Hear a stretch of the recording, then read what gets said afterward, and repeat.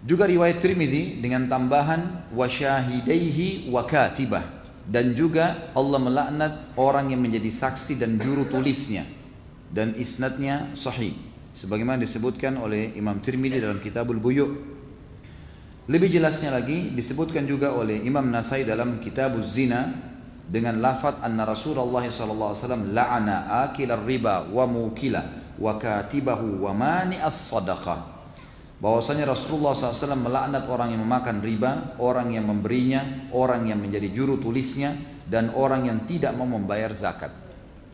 Saksi bahasan kita, Nabi SAW mengatakan Allah melaknatnya, mengangkat berkah hidupnya.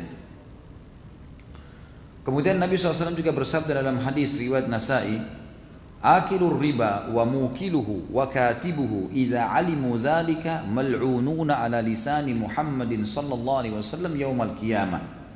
Orang yang memakan harta riba dan orang yang memberinya serta juru tulisnya, apabila mereka mengetahui hal itu, maka mereka terlaknat melalui lisan Nabi Muhammad sallallahu alaihi wasallam pada hari kiamat. Yang dimaksud terlaknat tadi diangkat berkah hidupnya kalau di dunia. Kalau sudah berhubungan dengan hari kiamat, artinya pada hari kiamat kebanyakan umat Muhammad SAW akan mendapatkan syafaat beliau. Apa itu syafaat? Pertolongan. Misal, ada seseorang dosanya 100, 1000 dosanya, pahalanya 900. Dia butuh 100 pahala minimal untuk menyeimbangkan. Kalau dia mau lolos, dia butuh 101 pahala. Supaya memang nanti jadi 1001 pahalanya, dosanya 1000, baru bisa lolos masuk surga. Bagaimana caranya? Sudah tidak ada kesempatan beramal saleh. Satu-satunya cara adalah syafaat, pertolongan. Yang bisa berikan syafaat Rasulullah SAW, yang bisa berikan syafaat para syuhada, yang bisa berikan syafaat orang-orang beriman yang sudah lolos dari timbangan. Khusus untuk pemakan riba tidak akan dapat syafaat Nabi SAW. Yang dimaksud dengan dilaknat melalui lisan Nabi SAW hari kiamat, artinya Nabi tidak akan membantunya di timbangan amal hari kiamat. Orang-orang semua dibantu kecuali dia, gitu kan? Dan subhanallah tidak ada dosa besar kecuali syirik ya. Dari zina, dari tadi lari dari medan perang, ini semuanya tidak ada dosa yang tidak dibantu oleh Nabi SAW pada hari kiamat. Orang Islam akan berusaha dibantu umatnya. Tapi tentu ada yang menjadi bertambah sedikit pahalanya atau berkurang dosanya. Kalau dosanya masih lebih banyak setelah dibantu pun oleh Nabi SAW, maka dia akan disiksa neraka, tapi masa tahanannya, siksanya lebih sedikit, gitu kan? Minimal seperti itu. Kecuali pemakan riba, ini nggak bisa sama sekali. Dan ini kena semua nih, pemakan ribanya, ya, orang yang menulisnya, saksinya, ya, dan seterusnya. Semua ini, dan ini juga sama dengan khamar. Khamar juga begitu. Allah melaknat yang meminumnya, yang menjualnya, yang menyaksikannya, yang memikulnya, membawa menghidangkan pegawainya. Semua sama. Ini hadis-hadis yang sangat tegas teman-teman sekalian. Selanjutnya hadis Nabi SAW yang berbunyi riba, memakan 1 dirham riba lebih berat daripada berzina dengan ibu kandung sendiri. Hadis ini berat sekali. Memakan 1 dirham riba lebih berat daripada berzina dengan ibu sendiri. Hadis sahih riwayat Imam Ahmad. Hadis yang terakhir adalah kata Nabi SAW, 1 dirham riba lebih berat dosanya di sisi Allah dibandingkan dengan 36 kali berzina. 36 kali berzina. Baik, mungkin di antara teman-teman ada yang mengatakan, saya sudah terlanjur kerja. Ini sudah pernah saya jelaskan. Saya sudah kerja Ustaz. Masuk di bank, saya kerja riba. Saya kerja di sebuah instansi riba. Atau mungkin perusahaan itu modalnya semua dari bank konvensional riba. Bagaimana yang saya harus lakukan? Kalau saya berhenti, istri anak saya nggak tahu mau makan dari mana. Saya pernah diskusi dengan seseorang teman, dan alhamdulillah dia berhenti akhirnya. Saya cuma bilang sama dia, Anda umurnya berapa sekarang? 30 tahun Ustaz. Semenjak kapan masuk bank kerja? Umur 27 tahun. Berarti sudah 3 tahun? Iya. Baik. Selama 27 tahun ke belakang Anda makan dari mana? Minum dari mana? Kita mulai dari umur 0, mulai dari rahim ibu. 9 bulan pertama. Ibu kita setengah mati, makan, minum, semua dengan sistem yang Allah ciptakan. Dokter menyuruh ibu hamil harus minum susu yang banyak asam folatnya lah, harus inilah, harus itulah, segala macam. Dengan setelah makan dan minum luar biasa, ibu kita susah setengah mati menggendongnya kemana-mana. Kemudian saripati dari makanan kita serap di dalam kantong berair, nggak pernah berpikir, nggak punya ijazah, bisa makan, bisa hidup. Mulai umur keluar 9 bulan, kecil, bayi, dicekoki susu, dicekoki makanan, terus sama orang tua kita. Sampai anak-anak SD, sampai SMP, sampai SMA. Kalau mau apa-apa sama orang tuanya tinggal ngerengek, ayah beliin, ibu beliin, tidak mau merengut. Sampai orang tuanya belikan. Sampai saya tanya saudara kita itu, Anda dibiayai sama orang tua sampai kapan? Sampai selesai kuliah Ustaz, S1. Nggak kerja nggak apa, orang tua biayai terus. Terus saya bilang, waktu itu pernah nggak muncul rasa takut seperti sekarang? Dulu makan, minum, oh nggak pernah khawatir karena orang tua saya menanggung. Sekarang saya khawatir karena saya menanggung sendiri. Saya bilang, berimbang nggak kira-kira yang Anda khawatirkan selama 3 tahun dengan 27 tahun Allah kasih makan, minum gratis? Nggak berimbang. Dulu belum sarjana, nggak ada ketakutan. Sekarang sarjana, lebih pintar kok jadi takut nih? Hah? Dari mana pintunya nih? Coba tanya diri sendiri. Nggak mungkin. Maka alhamdulillah dia bisa tangkap. Sisi yang lain teman-teman sekalian. Firman Allah Subhanahu wa taala jelas dalam Al-Qur'an. A'udzubillahi minasyaitonirrajim. Innallaha la yughayyiru ma biqaumin hatta yughayyiru ma bi anfusihim. Allah tidak akan mengubah nasib satu kaum sampai mereka mengubah nasibnya sendiri. Kalau Anda terus mengatakan, saya kalau keluar, saya mau beri makan apa anak istri saya, berarti Anda sama saja mengatakan, saya tidak mau keluar. Sama saja. Kaki kita terjerumus dengan darah, kotoran, ayo keluar. Enggak, kalau saya keluar bagaimana? Keluar dari situ. Dibersihin di luar. Gitu kan? Harus keluar. Kita mengubah dulu, baru Allah bukakan. Allah tidak akan mengubah nasib kaum sampai mereka memulainya dulu. Mulai dulu, tinggalkan itu perbuatan. Karena Allah haramkan. Dan yakin dengan sabda Nabi SAW. Teman-teman sekalian, asas agama Islam keyakinan. Yakin, sholat, puasa, haji, jihad, apa saja, apa yang Allah janjikan dengan pahalanya, wallahi benar. Tidak ada yang perlu diragukan.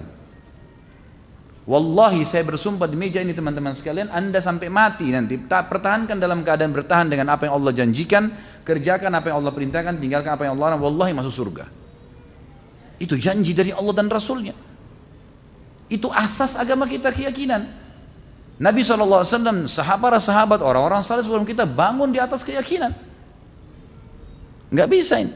Kata ulama, akan kurang iman seseorang kalau dia sholat dia bertanya, apakah saya dapat pahalanya enggak ini? Benar enggak nanti akhirat saya masuk surga? Ini masih orang muslim, belum mukmin.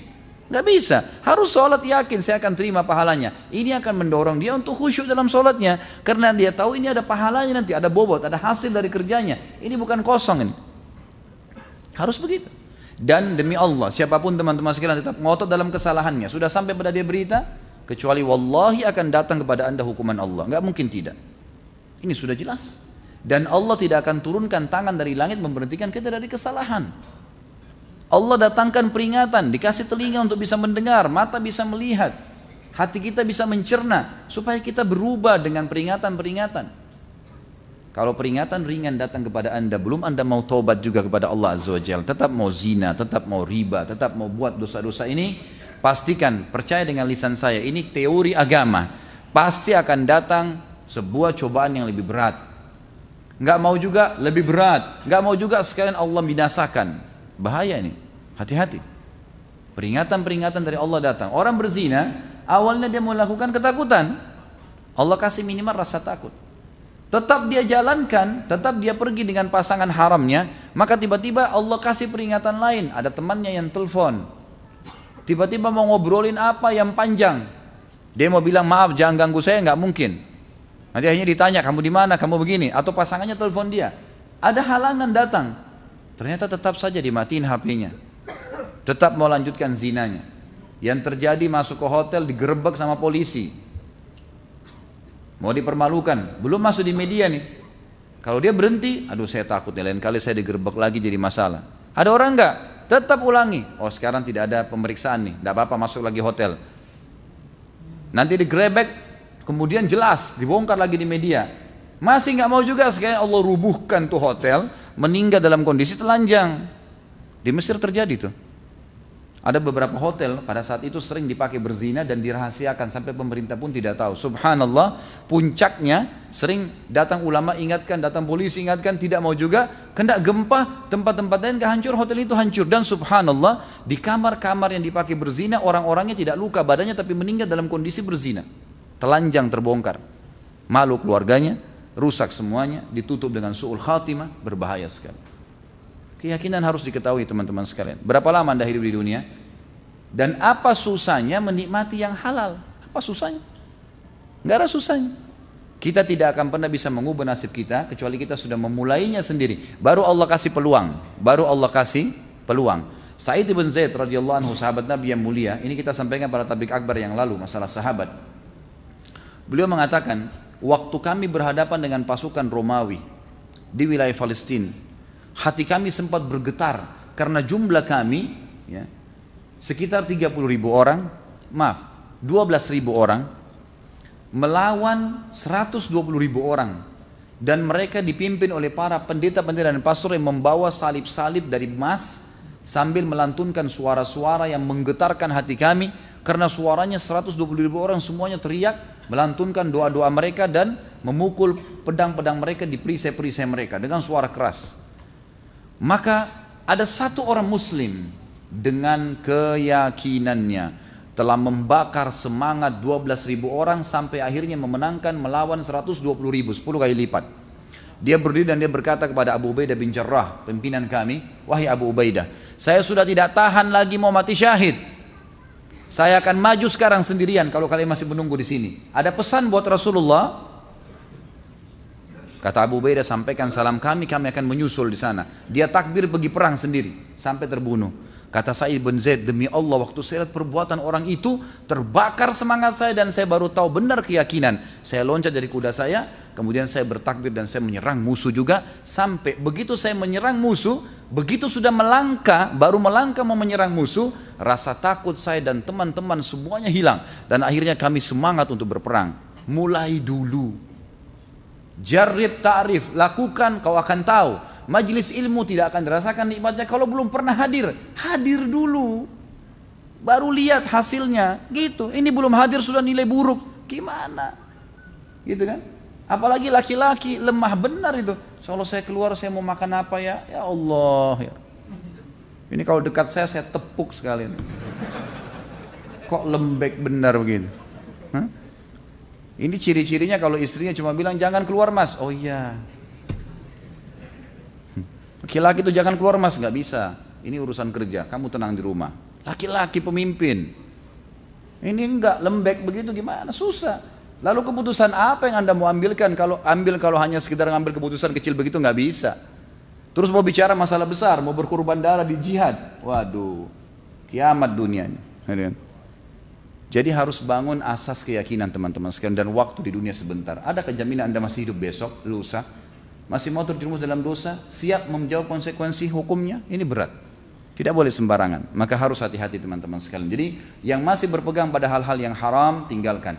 Allah pada saat mengharamkan sesuatu, Allah ganti dengan yang halal banyak. Saya sudah sering ulangi kalimat ini. Allah haramkan babi digantikan dengan sapi, kambing, kuda, kelinci, semua hewan di lautan banyak. Jangan makan babi. Kan gitu. Allah haramkan khamr diganti sirup, madu, susu, air putih, banyak ganti. Kenapa harus terikat dengan yang haram sementara konsekuensinya berat? Allahu a'lam. Subhanakallahumma bihamdika asyhadu an la ilaha illa anta astaghfiruka wa atubu ilaik. Wassalamualaikum warahmatullahi wabarakatuh.